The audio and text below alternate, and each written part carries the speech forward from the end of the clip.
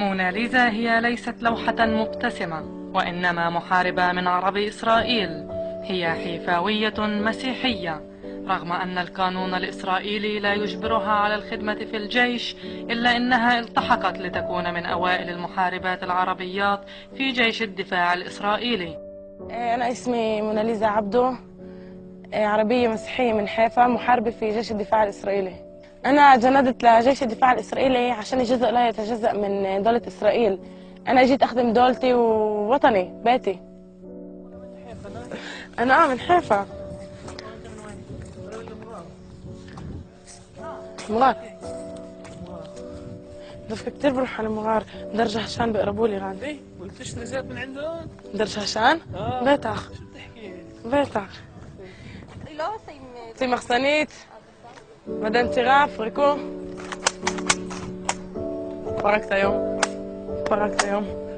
المحاربة موناليزا تعمل على الحدود المصرية، ومهمتها الأساسية منع الإرهاب، مكافحة تهريب المخدرات، ومنع المتسللين الأفارقة للدخول إلى الأراضي الإسرائيلية. وظيفتي كقائدة في جيش الدفاع الإسرائيلي هو أمنع الإرهاب، أمنع دخول المخدرات، وأمنع اللاجئين السودان لدولة إسرائيل. أنا بفكر إنه إذا بمنع دخول المخدرات على دولة إسرائيل أنا بحمي مش الشعب اليهودي، كمان الشعب العربي.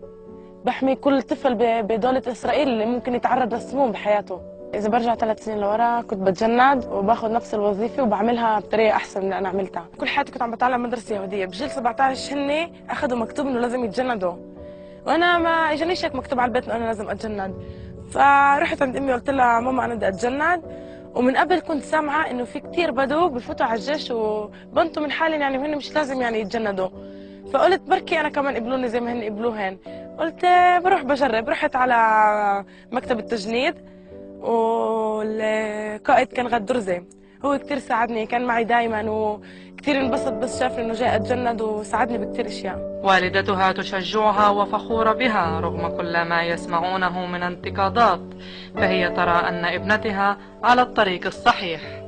لما اجت بنتي وقالت لي انه انا ماما بدي افوت على جيشنا اتطوع واخدم دولتي، فاجأتني كثير كثير. ما عرفتش كيف اعبر عن فرحتي، لانه نموها وتفكيرها بالموضوع هذا كثير كثير كثير كثير كان راقي ومتطور. يعني كانت مفاجأة كبيرة لإلي. انا بنصح كل الشباب والصبايا العرب ان يتطوعوا لجيشنا، لدولتنا، لوطننا.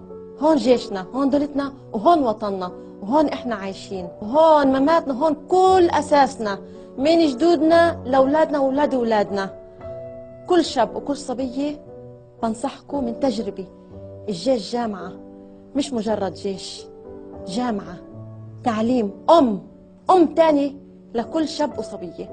انا بحافظ على امن دولة اسرائيل، مش بس على اليهود بل على العرب ايضا، ورح اضحي بكل حياتي عشان دولة اسرائيل والناس اللي ساكنين بقلب دولة اسرائيل.